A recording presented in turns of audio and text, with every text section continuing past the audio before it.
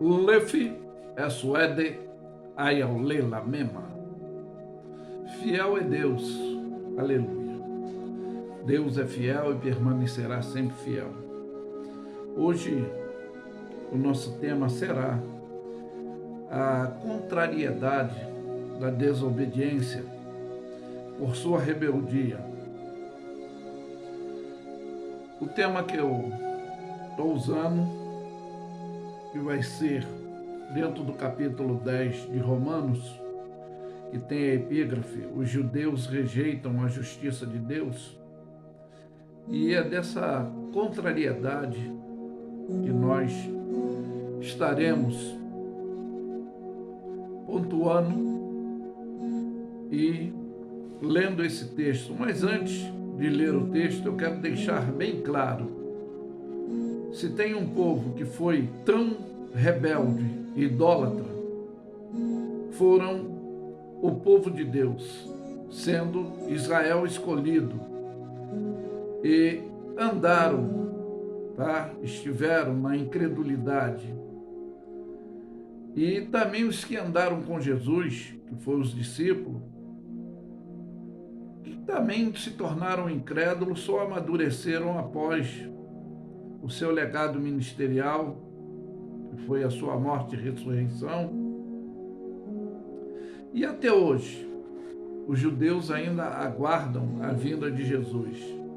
Mas a restrição que eu quero deixar bem nítida, antes de eu ler o texto aqui, do capítulo 10, de Romanos, que é a nossa base desse tema, que a contrariedade da desobediência por sua rebeldia, como tem a epígrafe que eu já deixei bem claro, que os judeus rejeitam a justiça de Deus.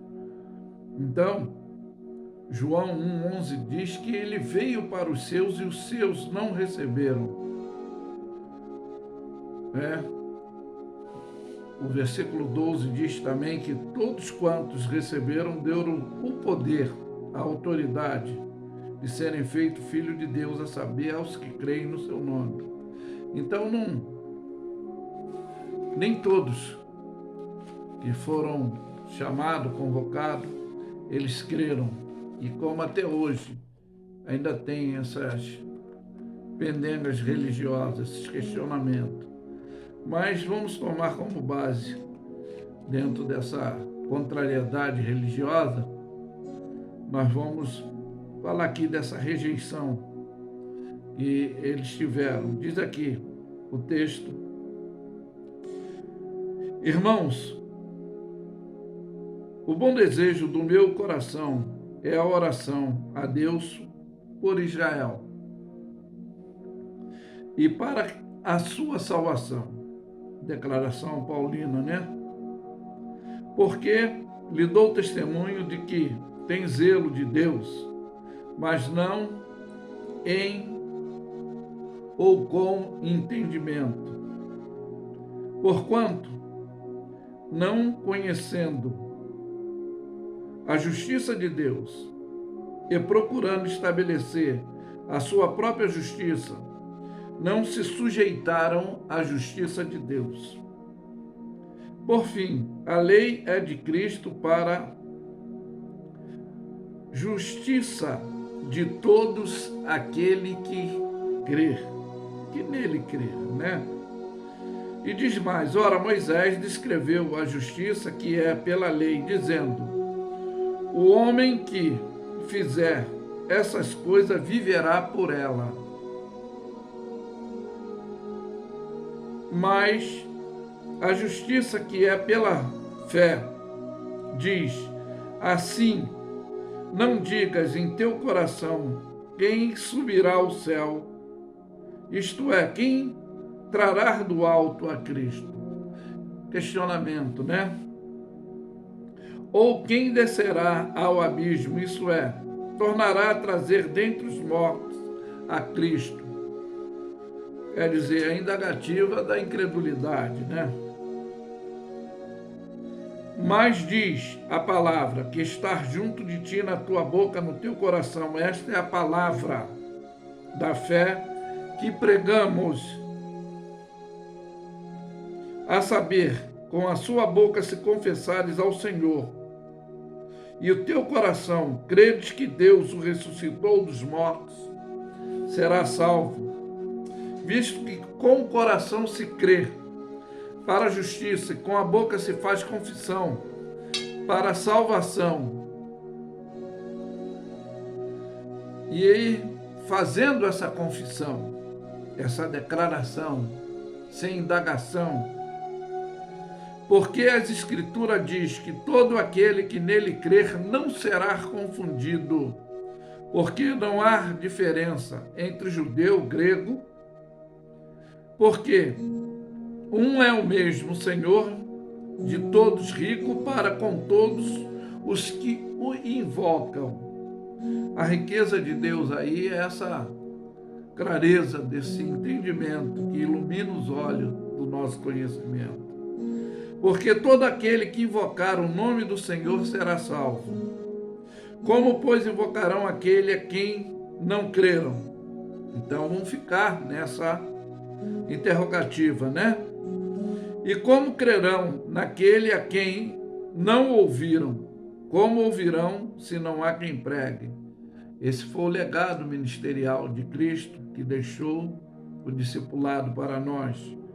Né? O Verbo se fez carne e habitou entre nós. O Cordeiro que foi morto antes da fundação do mundo e veio nos dar novamente essa compreensão de unificação e que houve essa rejeição ao qual é o tema dessa contrariedade religiosa da nossa mensagem. Mas como pregarão, se não forem enviados? Como está escrito: quão formosos são os pés daquele que anunciam a paz, dos que anunciam coisas boas, coisas novas, né? Que o Evangelho é o anúncio de coisas renovadas para o aprendizado. Mas nem todos obedecem o Evangelho. Por isso que Isaías diz: quem creu na nossa pregação? Eu tenho até um hino que há muitos anos eu fiz, isso me fez lembrar da finada Mariá, e um texto quando ela leu, e Deus me deu o hino, que foi: quem deu crédito à nossa pregação, a quem manifestou o braço do Senhor. Mas é que a palavra de Deus disse, né, que eu já falei: aquele que crê nele não será confundido, né? Que ele veio para os seus, mas os seus não receberam. Mas todo quanto recebeu, deu-lhes o poder de serem feitos filhos de Deus. Mas aí é o que o profeta Isaías ele diz: quem deu crédito à nossa pregação? De sorte que a fé é pelo ouvir, e o ouvir da palavra de Deus. Não histórias indutórias, não trabalhar teoricamente, atemorizando, né, as falibilidades do ser humano, mas ensinando o aprendizado. Não adianta terrorizar o intelectual nesse espiritual para seduzir e manipular segundo os conceitos filosóficos, né? É o que Paulo diz: a minha palavra não consiste em palavra persuasiva, mas na pregação, na ação do agir do Espírito de Deus. Mas aqui vem dizendo, né, de sorte que a fé vem pelo ouvir, o ouvir da palavra de Deus. Mas digo porventura, não ouviram, assim por certo, pois por toda a terra saiu a voz dele, e as suas palavras até os confins do mundo. Mas digo, porém, porventura Israel não soube? Primeiramente, diz Moisés: eu sou, e vós mantereis em ciúme com aquele que não são povo, com gente insensata, e vós provocais a ira de Deus. As alianças incorretas de deuses estranhos. E Isaías ousadamente diz: fui achado por aqueles que não me buscavam. Fui manifestado àqueles que por mim não perguntavam. Mas contra Israel diz: todos os dias estenderei a minha mão a um povo rebelde e contradizente.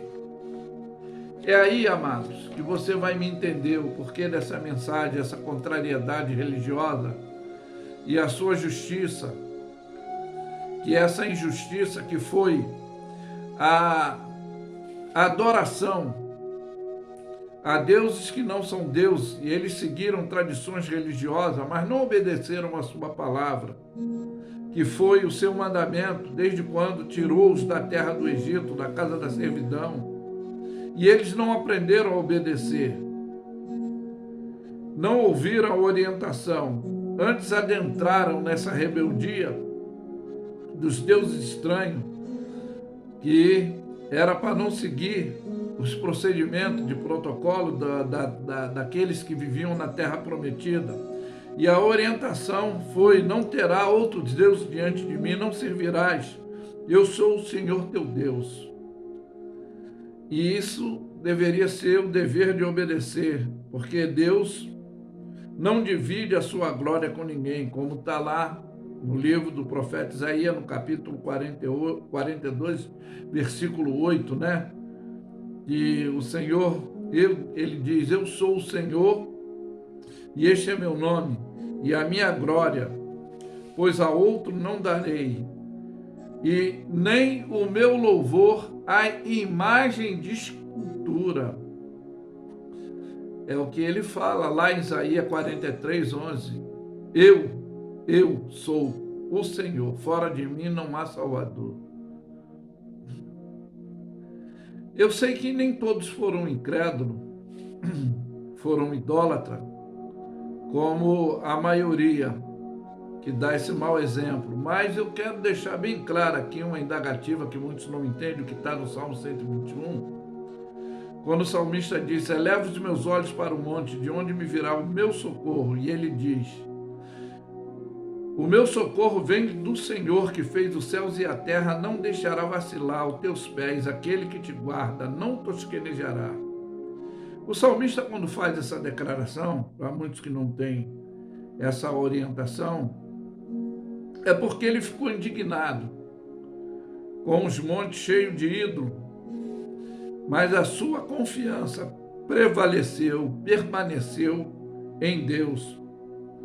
Pois o homem sábio é tão prudente no ensino, foi tão rico, tão orientador, mas foi o mais idólatra. Está lá em 1 Reis 11, né?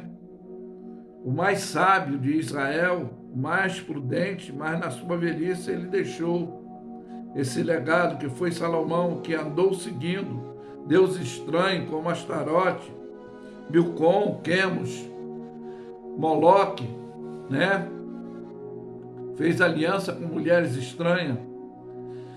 É uma das exortações do profeta Isaías dentro da palavra de Deus. Também no capítulo 1, que ele diz, né? Declara isso, né? Que Deus fala, né? Ouve, ó céu, presta tu ouvido, terra, porque fala ao Senhor. Criei filhos e exalcei-o, ou seja, engrandeci, mas eles prevaricaram contra mim. E aí ele diz: o boi conhece o seu possuidor, o jumento a sua manjedoura, mas Israel não tem conhecimento. O meu povo não me entende.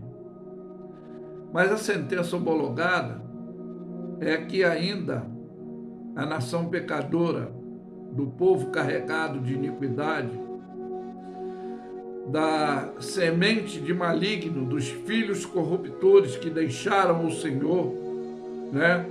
Que blasfemaram do Santo de Israel e voltaram para trás, é essa condição de que eles rejeitaram a justiça de Deus. Para a gente encerrar aqui, a palavra do Senhor diz que nem todos que diz Senhor, Senhor entrarão no reino de Deus, porque muitos são chamados e poucos escolhidos. E aí é que eu refaço de novo a orientação do capítulo 1 de João, do versículo 1 e 12, né? Veio para os seus e os seus não receberam, mas todo quanto recebeu, deu-lhes o direito, o poder de serem feitos filhos de Deus, a saber, aos que creem no seu nome. Então é como a gente leu no texto, que se aquele que confessa com a boca,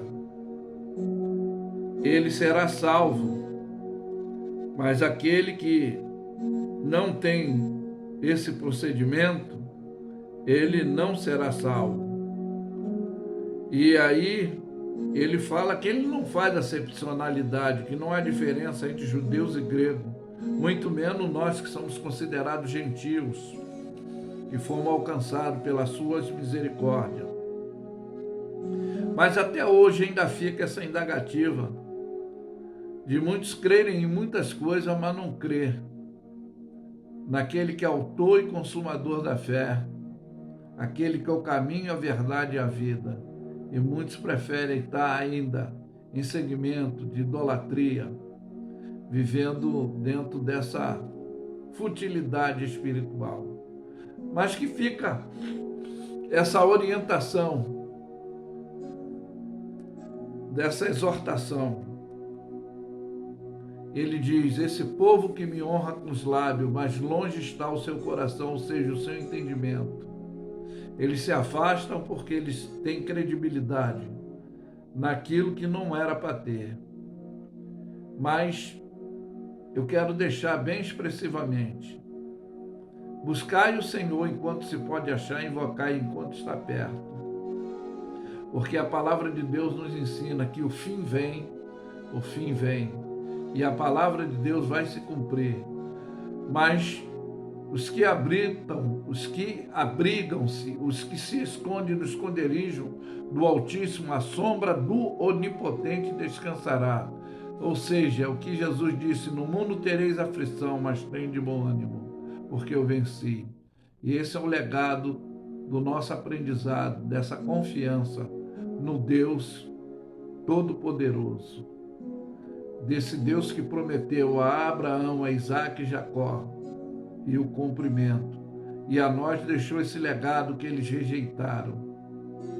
Mas eu afirmo que Lefi Eswede Ayalela Mema. Fiel é Deus, aleluia. Amém? Ficam todos na paz. Que Deus os abençoe.